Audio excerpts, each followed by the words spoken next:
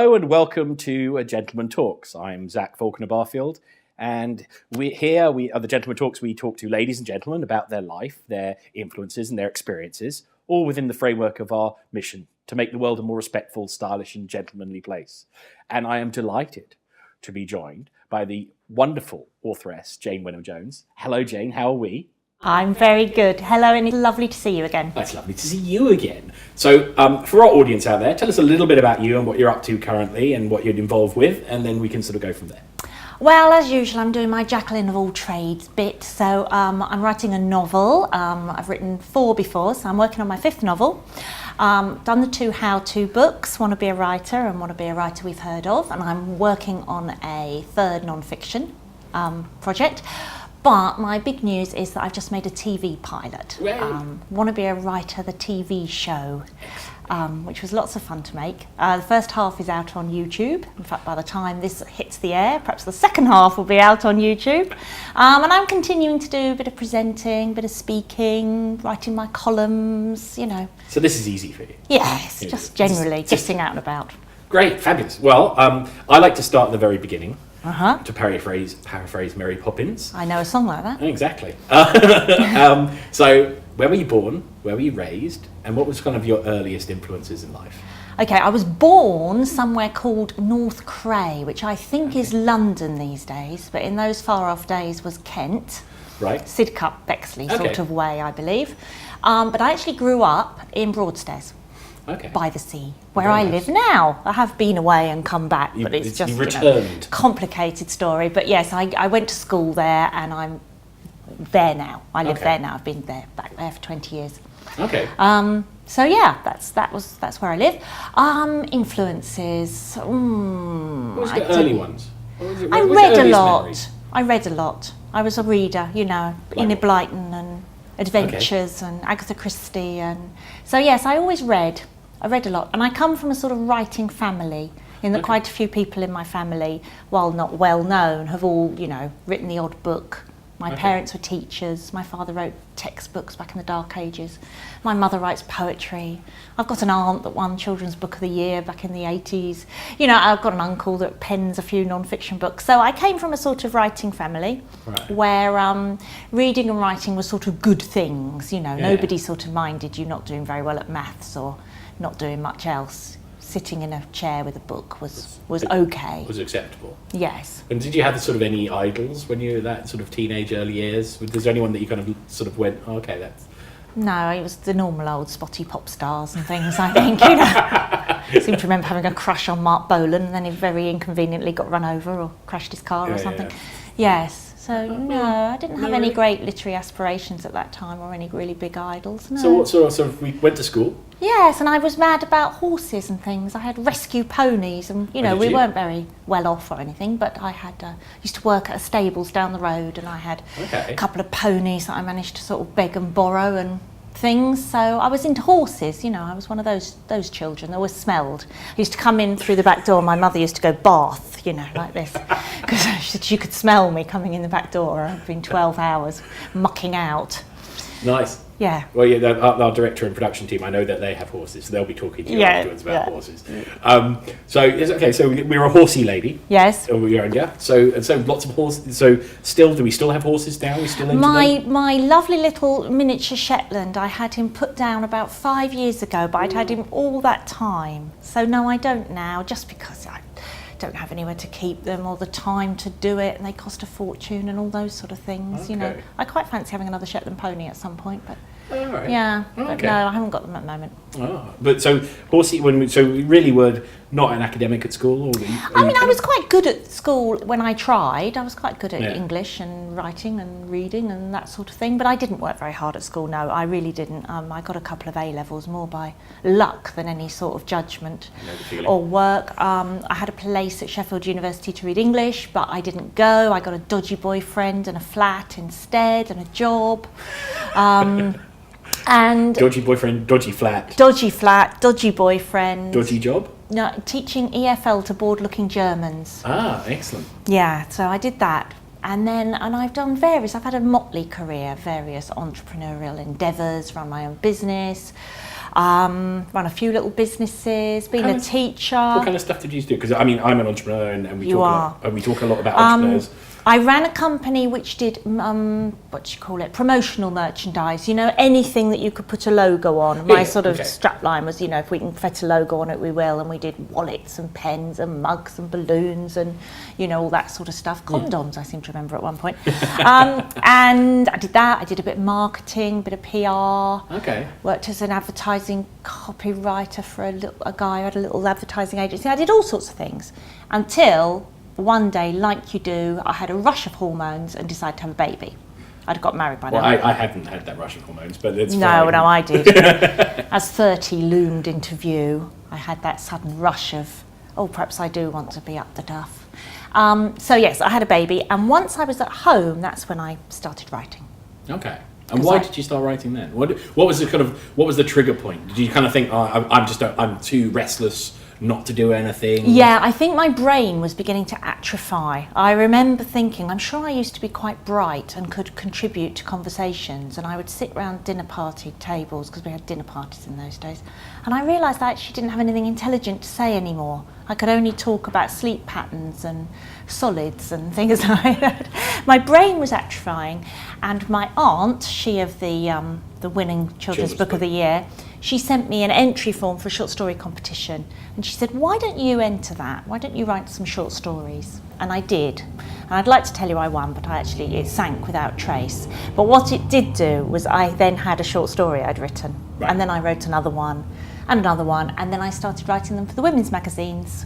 Woman's Weekly, My Weekly, People's Friend, Bella, Best, any woman's magazine you've ever seen on the table in the Doctors, I've probably written for at some point. So I did that. Okay. Well, what? And did you kind of think, I'm going to turn this into a career, or did you think, I'm just doing it as a side thing and then I'll go back and do something else? Yeah, I suppose I was just enjoying doing it. I stayed at home to look after our child. I was lucky enough to be able to do that, and I wanted to stay at home till he went to school. And by the time he was at school, I'd got, thoroughly into writing. I was doing a little bit of rental properties as well, a bit of buy-to-let, because it was at that time when it was easy to borrow money, unlike now. Easy to borrow money. I bought a couple of old wrecks of houses and did them up with a business partner, rented them out. Had this vision that I was going to be businesswoman of the year and make all this money and have a big desk, couple of telephones, young male secretary I could send out on little errands. Very and shorts, it didn't go well at all. Tenants stopped paying the rent, and the bailiffs had to turn up, and the police did a drugs raid on one of my flats, and one of the tenants stole the boiler, and all sorts of things went wrong. It was such a learning curve. And I thought, there's a novel here, I thought. There's a lot of comedic possibility. So I sat down and thought, I'll try and write. By then I'd written about 80 short stories. Right. And in my naivety, I thought, well, they're all about 1,000 words long at least. If you join them all together, you'd have a novel. I've done that. How difficult will it be to write one big long one? Well, of course, the answer is damn near impossible. It's very difficult to write a novel. But I wrote one, and that was my first novel, and that was called Raising the Roof. And it's my buy-to-let experiences. Okay. And when you wrote it, were you going, I've already got the connections to get it published? Did you sort of have the trauma of most first-time writers of sort of sending the manuscripts off and absolutely. having thousands of rejection letters? Absolutely. I thought, again, in my naivety, that because I'd been published in all these women's magazines, the publishers would welcome me with open arms. I mean, that I just had to finish it. And it was just one of those times when there were quite a few first authors in the papers who were like getting huge sums for their first novel, and people being interviewed saying, oh yes, I just sort of dashed it off in my summer holidays, and people getting these massive advances for 3 paragraphs. And I really thought, this is it, I will sell it, I'll get a great big advance, I'll sell the film rights. But no, it's very, very difficult. I finished that novel in October 1998, and I sold it in August 2000. Wow. And I spent the whole of 1999 sending that manuscript out and watching it thump depressingly back on the doormat, because these were the days before you sent emails. You did send emails, but you didn't send manuscripts by email. So it took me a very long time to get published. But I'm a great believer in things being meant to be and clouds having silver linings, because at the time it was the worst trauma. I felt such a failure. Why did all these other authors get published? I was, beside myself. I mean, I really got deranged about it. I so wanted this book to be published. It took over my life. It made or broke my week and day, whether I'd been rejected or not. I was desperate to be published. I mean, I just stopped short of chaining myself naked to the steps of the big publishing houses, but only just. I did sort of become a stalker, really, some poor agent. But actually it was great that happened, because some years on, if you move the clock forward, and when I wrote Want to Be a Writer, of course I had that first-hand experience, and I was able to write, which I have done, tell the story in all its painful detail of how often I was rejected, and empathise with people who are going through that now. And so now people say, oh, you're a very inspiring creative writing tutor, you make us feel we can do it, you make us feel that we have to keep going. And that's because somehow I kept myself going. So, it's funny how failure can actually come around and turn out to be helpful. I'm a great believer in everything leads to something if you wait long enough. Oh, no, absolutely. I think it's very interesting. We were talking about this in another conversation we had, and talking about, it's that great cowboy saying, once you've fallen off the horse, you've got to get back on and keep riding. Everyone in the entrepreneurial world has this glowing issue of, it's a success, wonderful, everyone's a success. He said, they've just published their author, the first business they had made millions. Yeah. The reality is, for 99% of the world's entrepreneurs, that doesn't happen. You generally lose your first couple of companies, your That's first right. book doesn't get published, Yep. You don't make success out of it. There's no such thing as an overnight success, and it's very, very rare that happens, and yet people we keep that under the carpet. We don't have this, we don't don't go, oh my God, this should be out there. This should be out there saying, actually, it's bloody tough. It's bloody tough. You've got to persevere. You've got to get back on the horse. Absolutely. And when I wrote Want to Be a Writer, I begin the book, very close to the beginning of the book, I say that when I was a much rejected wannabe, I made myself a promise that when I did get published, I would be honest about how long it took me. Yeah. Because I've seen so many writers standing there telling this story about how, I knocked this manuscript out, I got an agent, and then there was an auction.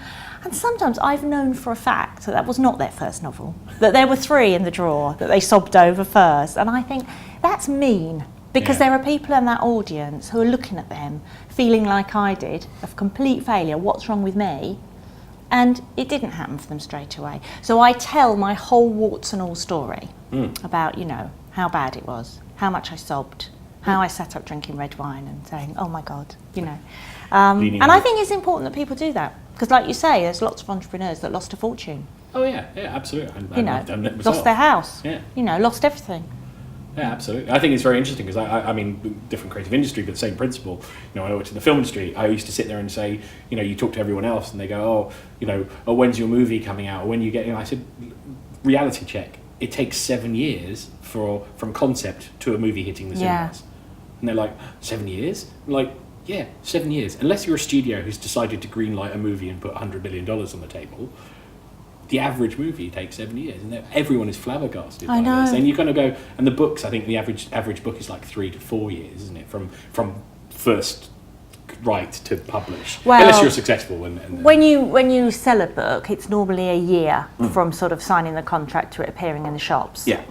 I got terribly excited when my second novel, Perfect Alibis, got optioned by the BBC, and then a Hollywood producer picked it up, and then somebody else wanted a shopping contract on it.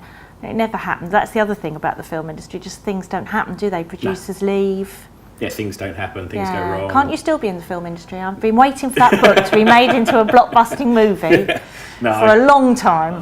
No. Yeah. I have no desire There's to be any film producers film watching producers. this? Perfect Alibis. We have some friends that. Well, no, I don't want to get back involved in the industry. It's. I prefer to be this side of the camera than that. Now it's much more. It's easier being this side of the camera than that one. That's for damn sure. So I mean, just listening to your story a bit there, it's kind of, you really are a creative entrepreneur. You like creating stuff. I mean, from the buy to lets, because you like doing that. You like sort of creating property and doing them up and creating books. Are you like that creative energy? Is that kind of you? I'm a bit of a butterfly, and I think there's a childlike thing in me that doesn't want to miss out on any experience. Right. So, I like doing my presenting, and I like going on the radio, and I like doing this sort of thing, and I like speaking, I like writing columns, and I like doing novels, and I want to do everything. So every time somebody comes along and says, well, have you thought about trying that? I go, yeah, I want to do that as well. Which might be why I don't do anything terribly well. I always think, why I've written 5 books in the times that, some of my friends have written 12. Right. But I've had a lot of fun. Well, it's interesting. I think when I did research for the Gentleman stuff, on the Perfect Gentleman and the history of the Gentleman, I was fascinated. One of the things that fascinated me was men, especially sort of up until it's only very recently, were expected to be polymaths. You were expected to be able to not only ride a horse, shoot, fence, hunt, but you're expected to write poetry, be able to maybe be a physicist. Speak a language. Speak up, or at least one, if not 2 or 3. You had to be a polymath. You weren't expected to be this focused single individual. And I think that's kind of, it makes for a more rounded person. It makes for an interesting person. You don't have any dull dinner party conversations. No. And I think we've kind of lost that. It's kind of like now you're expected to be, well, you're a lawyer, and I like to pigeonhole you. And yes, and you have to work 18 hours a day and be really obsessive and boring. Yeah. Yeah, that's no fun. I know. And that's why you have all these people who aren't much fun to go out to dinner with, because they can only talk about investment banking, which has got to be the dullest subject in the whole universe, hasn't it? No, there's some duller subjects out there. I think it's nice, actually. I mean, I was always brought up that you need to know a little bit about lots of things. Yeah. And I would try that if most subjects that came up, I would attempt to say something small about. Even if it was, gosh, I know absolutely nothing about that, do tell me. It's a shame, really. So you flip. That's our system. It is our system, and I think it's kind of missing. I think we need to bring the polymaths back, bring the Jacquelines of all trades back. Yes. I think that's the way to do it. What job wouldn't you do? What thing would you never do? Which thing would you kind of go, oh my God, I don't ever touch that? I'd rather not clean public conveniences. Anything that involves things being I'm a bit squeamish. No needles, no blood. No, I don't really like needles or blood or anything that involves getting too dirty. But on the terms of anything where my own voice is involved, I'm always up for that. Sound of my own voice, or different writing things, or anything like that I would do. I've done a little bit of acting on a sort of amateur way, which I love, and I've done a bit of presenting of educational films, a bit of voiceover work. I'm always up for anything sort of creative. I would do almost anything on the sort of performance, creative, sort of. So you came to it quite late entrepreneurial in life, sort of way. Yes, I know, that is my big regret. You see, I need to be 25 and gorgeous, really. Well, this stage in my career. I wouldn't like to ask. Me as a gentleman would never ask how old you are. I'd lie anyway. You'd lie. Yeah, always lie. I think it is interesting that the creative industries are a young person's game. And particularly if you're a woman. Particularly if you're a woman. You are expected to be very young. Yeah, and it's a bit strange, but it is the way of the world. But I mean, do you? You said that's your biggest regret. Do you have any other regrets? Well, I mean, I'm being tongue-in-cheek. There's no point actually regretting too much, really, is there? Because I tend to think that if you look, I mean, it would be nice to be able to go back to your young self, knowing what you know now, wouldn't it? But then, I look at what I've done in my life, and I've normally got a book out of it. Or I've been able to talk about it, or I've turned it into a funny story, or it's informed something I've done later on. So I try not to regret things. I try to think that happened for a reason, and I will do something with it. Okay. And I find that most things I do, something comes out of it. Yeah. If I'm sitting at home and I've been invited to some sort of party and I'm thinking, do I really want to jump on a train to London? Do I want to go for that? Yeah, I will. Something will happen from it. And it does. Yeah. I will meet somebody, I'll take a business card from somebody will offer me something, I'll have a great time, make a new friend, or somebody will mention something that I follow up and I get some work from it. Yeah, there's no point regretting, really. No, I think there's the. I mean, I regret I wasn't born, naturally 7.5 stone with long blonde hair and breasts that would defy gravity until I was 85. Of course, but. You have to be realistic, don't you? Am I allowed to say breasts on your channel? Oh, you can say whatever you like. Okay. No, we're fine. We're easy. Good. Yeah, no, I do find it interesting. I think that those kind of things. It's like we were talking about sort of the no such thing as an overnight success. The sort of the regrets thing is kind of everyone goes, oh, I should have done this, I should have done that. Yeah. And, there are certain things you kind of go, well, I could have done it better. And I can learn from that, or I can sort of go, oh, there's this, take a step back and have a review. Yes. But yeah, regretting, I think you're right. I sometimes think it would be lovely to have back all the money you've wasted on things. If you could suddenly have returned every time you've spent 25 quid on something ridiculous, that would be quite nice, wouldn't it? Yeah. I always think, well, it's the trickle-down effect. I may have bought a silly piece of plastic for 25 quid, but then somebody made some money out of that, didn't they? Exactly. So. You fed a child in wherever it is. Yeah, well, probably I didn't, but yes, I know what you mean. Yeah. One can hope. Yes. One can hope. So I'm interested, you left Broadstairs, you moved around and back to Broadstairs. Why'd you go back? Oh, well, it was just the way it happened that I had just got a job in Oxford Street in London, and then I met my husband who worked around the M25 and drove around, but he lived in Broadstairs. So just at the point that, we met in Broadstairs, okay. But he lived in Broadstairs, worked in London. I was about to get a flat in London, and then because I met him, I ended up not getting a flat in London and ending up, I think I worked in Canterbury or somewhere like that. Okay. And then we got married, and then we had a child, and it's a really nice place to bring up children. Do you know Broadstairs? I do know Kent reasonably well. Lovely. Yeah. So just the way it went. Been married for how long, if you don't mind me asking? Oh, years, long time. 20 something. 20, yeah, something. Years. Can't do the calculation. That's bad, isn't it? One of the chats we had, and I'm fascinated by this, is with several of our ladies specifically, and some gentlemen, about long-term relationships. And what's the secret to having a good long-term relationship? Don't know. What's your secret to having a good long-term relationship? Treating it as an endurance sport, I suppose. I don't know. I think you just have to be fairly tolerant, don't you? And think, I would like to throw something at your head, but it could be a lot worse, and you have to just be tolerant, try and be friends. Friends is key? Yes, I think so. What else? What other things would you say sort of kept it going for this long? It's ever so expensive to get divorced, isn't it? Actually, I shouldn't say that, should I? It sounds terribly... I shouldn't be so flippant, because you might actually watch this. I think you probably have to be reasonably compatible to start with. Right. So that you always have some areas that you will sort of bond on, and that you've got some joint interests, so that you've always got something to talk about when you go out for lunch or go out for dinner. I can remember when we were first together and we used to watch couples in hotels, just sitting in silence over breakfast. And we used to say, we won't be like that, we will never be like that. And I would not sit in silence. I would always think, we've got things to talk about. I think it's doing that, isn't it? It's still actually treating that other person like they are somebody interesting, and that you want to tell them things. I think it's very true. I think I would say communication is one of the key successes of any relationship, and especially long-term relationships. But I agree. I used to sit, even before, I was really a teenager. I would sit and watch couples, sit there and not talk. Yeah. And I'd sit there and just go. My family was never like that. We were never silent, so that didn't. But I just could watch couples just sit there and not talk. Horrible. And not even read or do anything, just not talk. Another very important thing, terribly important thing, is to have a big enough house so that you can have a room each to do things in.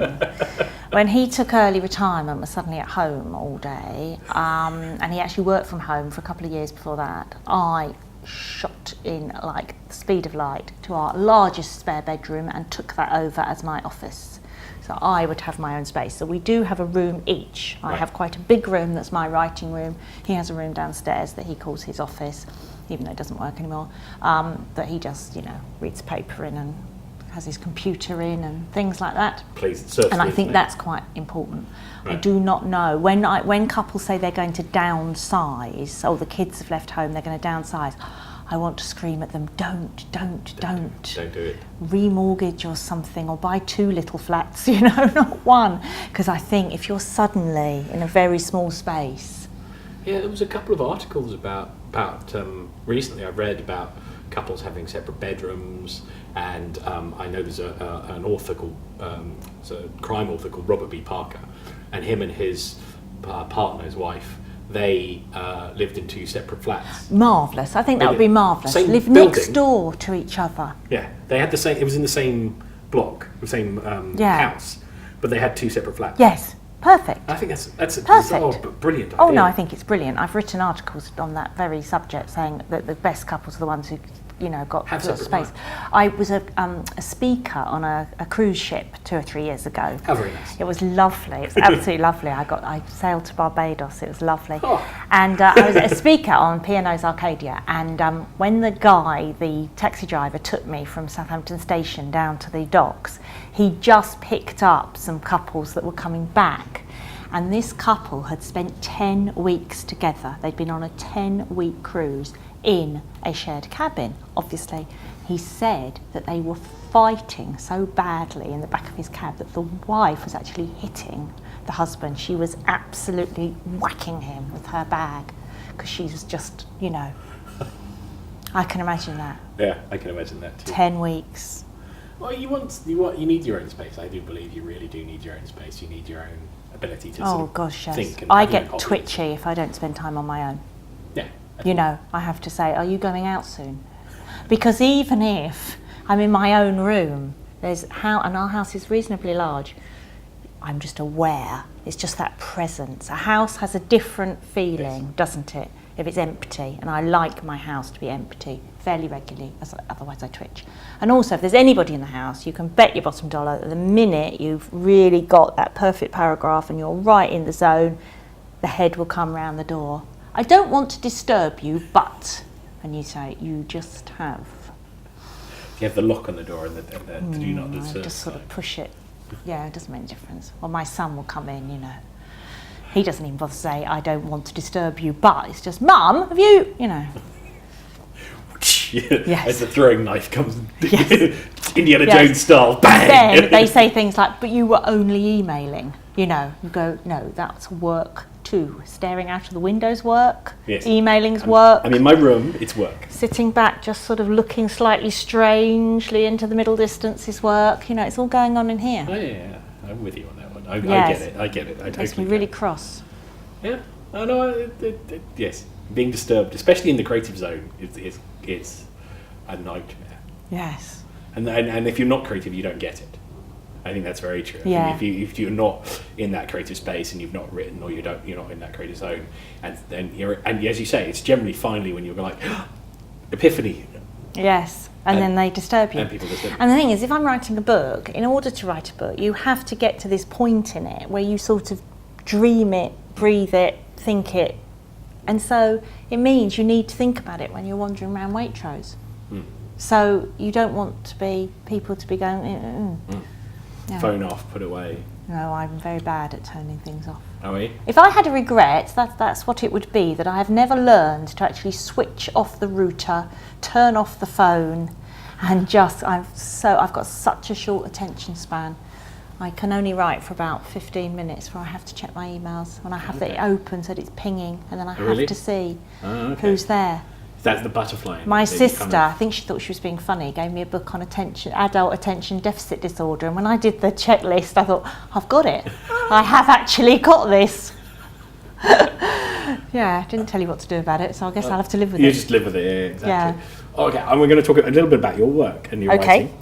So I as I always wanted to be a writer. As one of my things, and we've written the first book for The Perfect Gentleman. And have you read my book, Want to Be a Writer? I have. In fact, as I said to you, I might question you on it. Yeah, as I said to you, it was one of the guiding books that I used to write the Becoming the Perfect Gentleman. It was kind of one of the things I read and used. Good. But I've always wanted to be a fiction writer. That's kind of my little guilty pleasure secret. Yes. So I have a novel sitting on my computer which I wait for when I have the time to go out and deal with. But The Perfect Gentleman takes up most of my time. But so you said the first one was inspired by your buy-to-let Yes.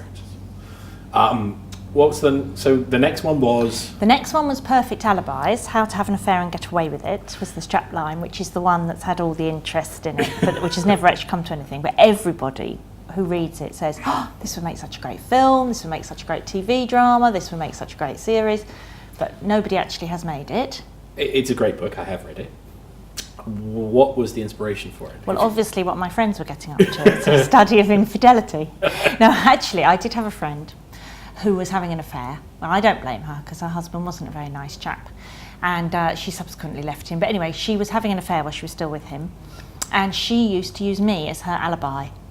And because he had quite a strong suspicion that she was up to no good, probably because she used to go out dressed up to the nines with her, cleavage on show when she was supposed to be going out for an Italian with me, and she used to get home very late, he used to interrogate her.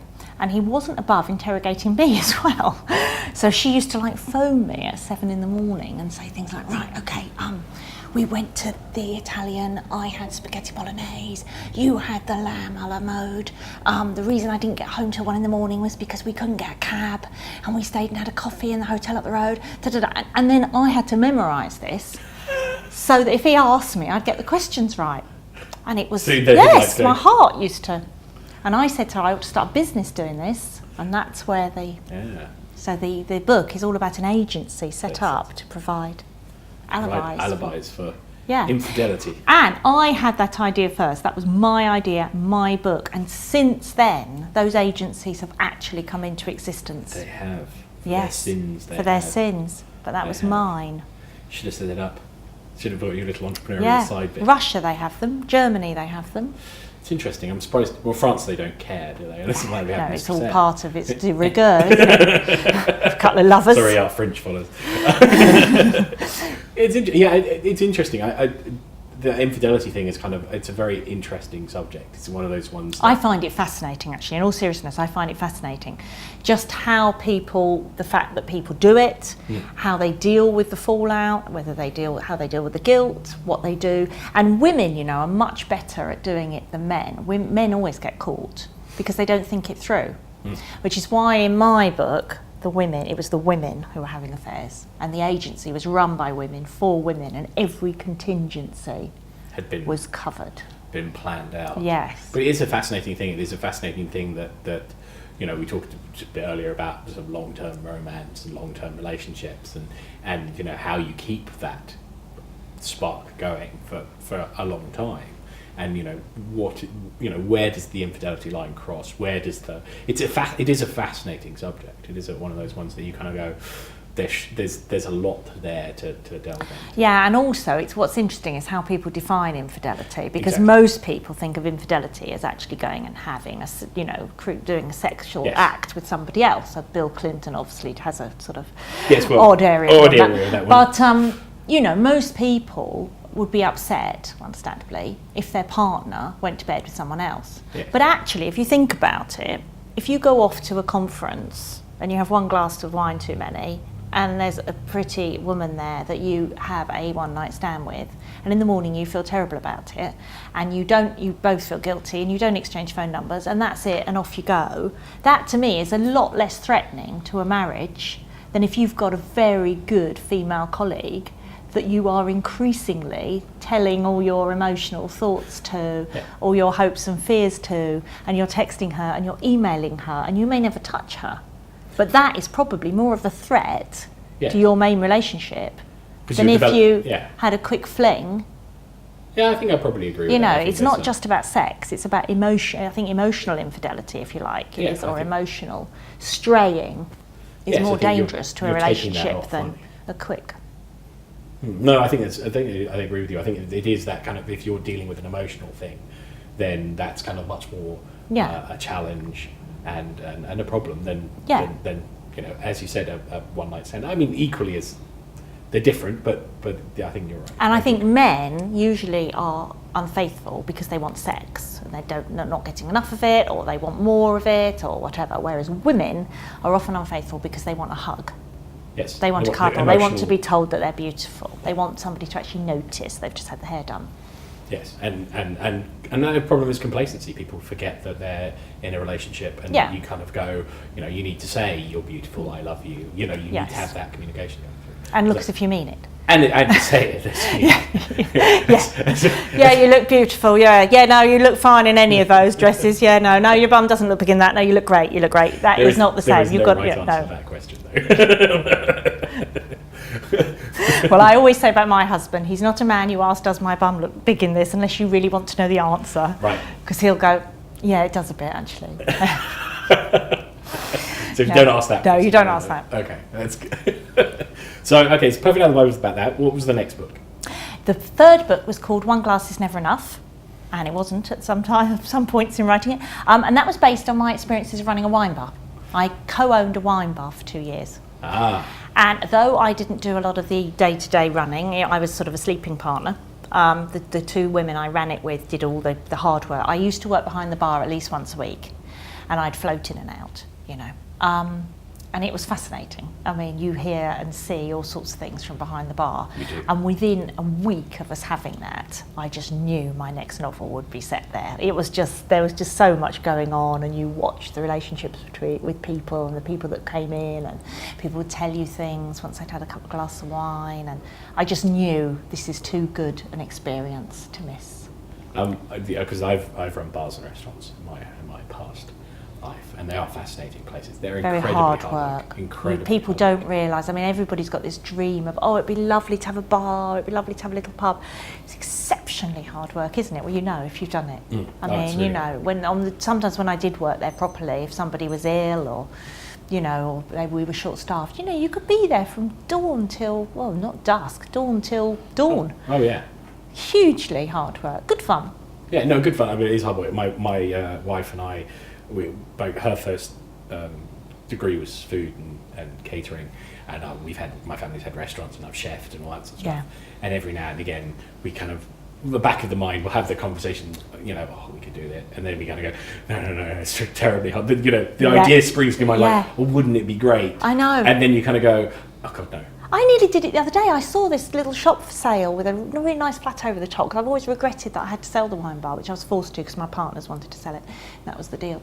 And I thought, I could buy that. I could set that up. I could set up a little bar, and I suddenly thought, what are you talking about? You've barely got time to, read a book. What are you thinking? But it's that you get sucked in, don't you? You do. I think that's interesting. But so you wrote the book about that. Yeah.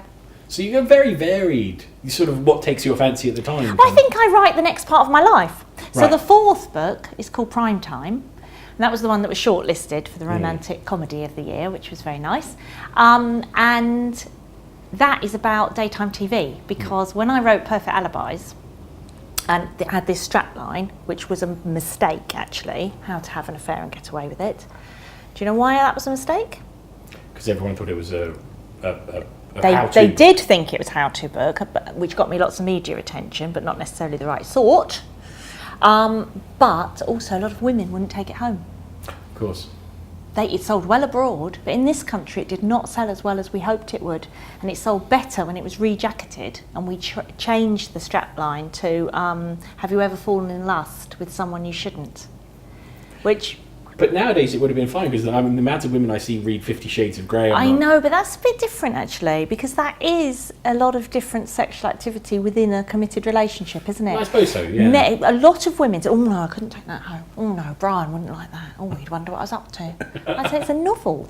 Exactly. Oh no, Yeah. he wouldn't like that. You don't read Bourne Supremacy or The Bourne Identity and go, I'm going to become a spy. I'm going to become a serial killer, because exactly. But it did get me lots of media attention, and I went on all sorts of ridiculous daytime TV. I went on Kilroy, and I went on the Russell Grant show, and I went on Loose Lips. I went on all sorts of different daytime TV, and I got quite an insight into how they angle it to suit themselves rather than you, and you got, oh yes, come on and talk about your book, and then once you're on, well, have you had an affair? Well, could you say you've had an affair? And all that sort of thing.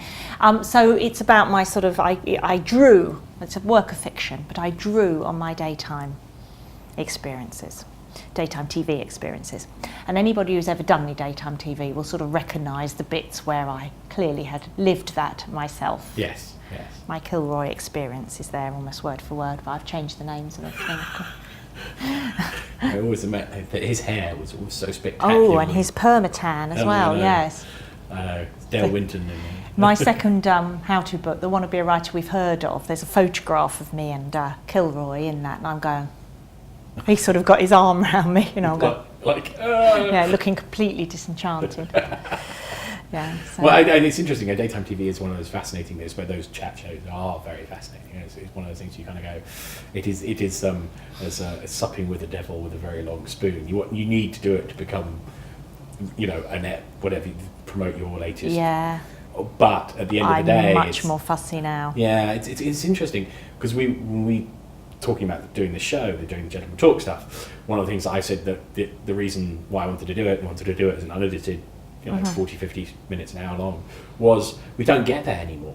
No, it's all cut away. It's all sort of 5 to 10 minutes max, and basically whoever's on's promoting their latest book, film, blah, blah, blah, blah, blah, and they're not really talking about anything. They're just kind of, that's it, I'm here to promote the latest thing. And you just kind of go, but I want to know more about them. I love, and one of the things that I love is old Parkinson when he actually interviewed people properly and had proper conversation.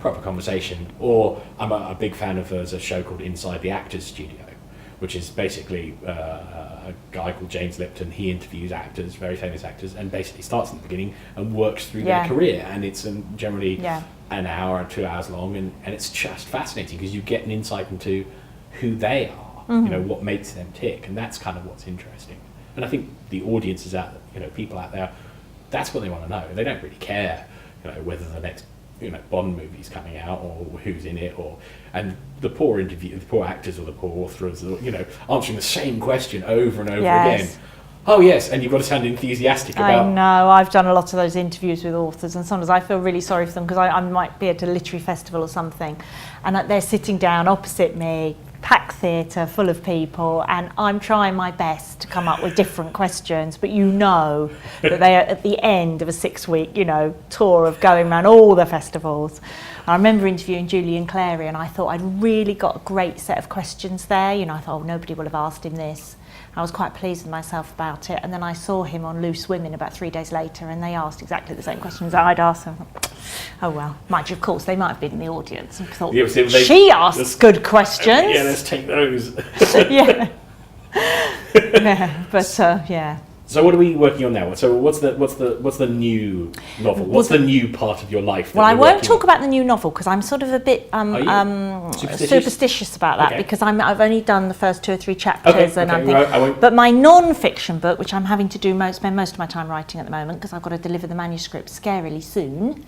And I've written scarcely little of it, but we won't mention You've written tons of it already. Tons of it. I've almost finished it, as I told my agent when she phoned yesterday. Now, she's a scary woman. It's called 100 Ways to Fight the Flab. Excellent. And it is this sort of... it's every woman or every man's sort of... It's not a diet book. It's a series of strategies that we can actually live with all the time, because every diet really boils down. Diets fail because you're either hungry or you feel deprived. Yes. So my book is about a series of strategies you can employ so that you can have a nice time. You can go to a wedding and drink champagne, and you can eat crisps, and you can have chocolate, and you can go out for lunch without feeling guilty and having to go, oh no, I don't eat wheat actually, and oh no, could I possibly have my salad without dressing, and not be morbidly obese.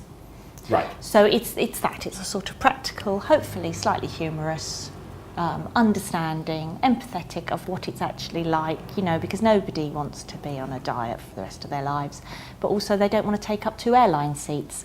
So this is a sort of halfway house. Especially if they charge for it now. Yes, so that you can eat and drink and have a nice time and be realistic about what you can manage and what you can't manage. and not be morbidly obese. So my sort of angle on that is I am not super skinny, but I am completely within the normal parameters. My BMI is 22 or whatever. I'm dead in the middle on the weight height charts.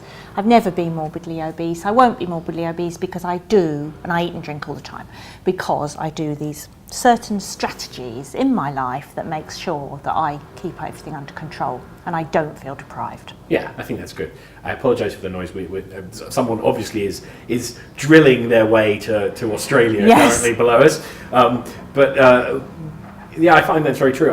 My grandmother once said, and you know, always the wisdom from your elders. My grandmother once said, "Diet schmiet. It's basically eat less, exercise more." Yes. I mean, you know, or you know, watch what you eat, exercise more. There is no real dieting in that sense. No, but actually, you see, just saying to people eat less, exercise more isn't actually terribly helpful, because if you're hungry and running around the block and trying not to eat anything, then you're actually going to feel miserable. No, and you can't keep that up. No, but not starve yourself. It's that kind of thing. It's what people think when you say eat less. It's not suddenly go to. But sometimes you can just eat differently for a day or two, and it can have dramatic effects. Oh, absolutely. I mean, there are things you can eat that stop you being hungry. Yes. So I suggest some of those. There are things you can eat that boost your metabolism. Ah. There's sort of exercise you do. Yes, it's the sort of exercise you do. You see, if you go for a brisk walk before you go to bed, it's one of my tips. If you go for a brisk walk before you go to bed, you can get away with eating so much more than if you sit in front of the television all night and then stagger off to bed. That's true. It's very true. It's very true. There was some research done that was exercising at 11 p.m. is the optimal time it's for brilliant. exercising.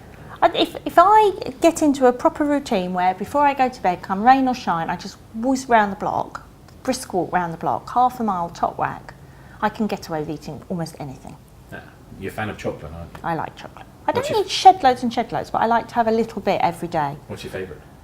I eat very dark chocolate because that's very good for you. So I like dark chocolate. The green and blacks? I like green and blacks. Valrhona?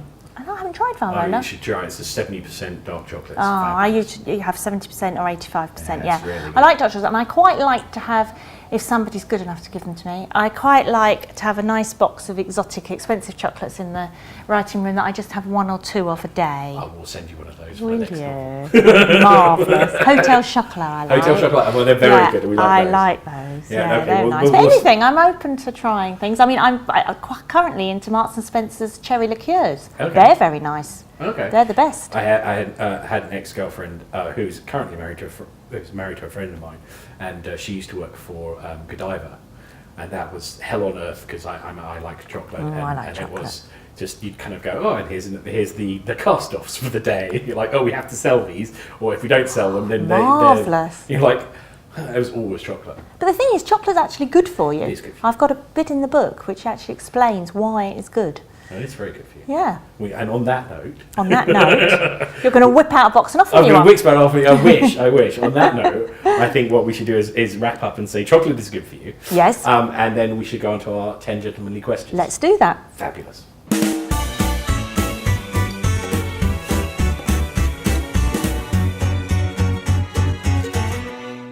So now we end the Gentleman Talks, as we always do, with our 10 gentleman questions.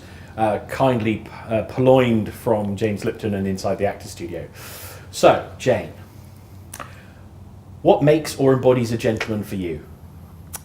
I think somebody who has great manners, actually. Somebody who is polite and who's kind and nice and, respectful. Excellent. What's the most romantic thing you've ever experienced? Well... The thing that was supposed to be romantic, when I was 16, I had a sort of boyfriend, I'm not sure. Paramour. Yes.